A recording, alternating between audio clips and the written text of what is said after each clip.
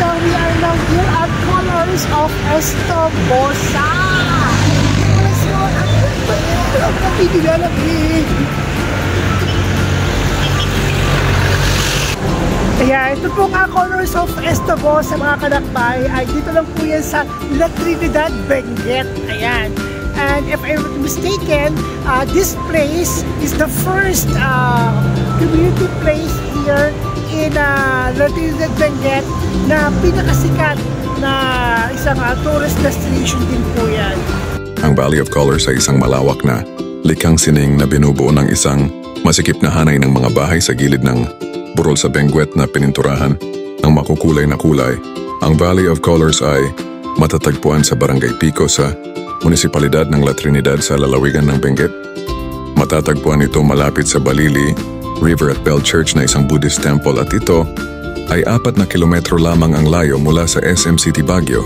Ayon sa nakaraan nitong kasaysayan, ang Valley of Colors ay isang likhang sining na inarkila bilang bahagi ng proyekto ng pamahalaan ng Pilipinas sa taong 2016 upang palakasin ang turismo sa bansa.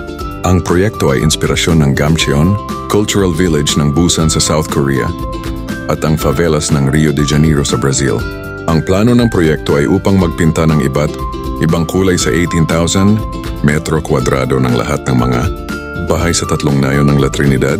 Ang pangunahing tema ng proyekto ay ang sunflower dahil ang lugar ay puno ng mga sunflower sa nakalipas na dekada. Dahil dito, noong Enero 2016, humigit kumulang 200 bahay sa luntiang kabundukan ng barangay Balili ang nagsasagawa ng proyekto.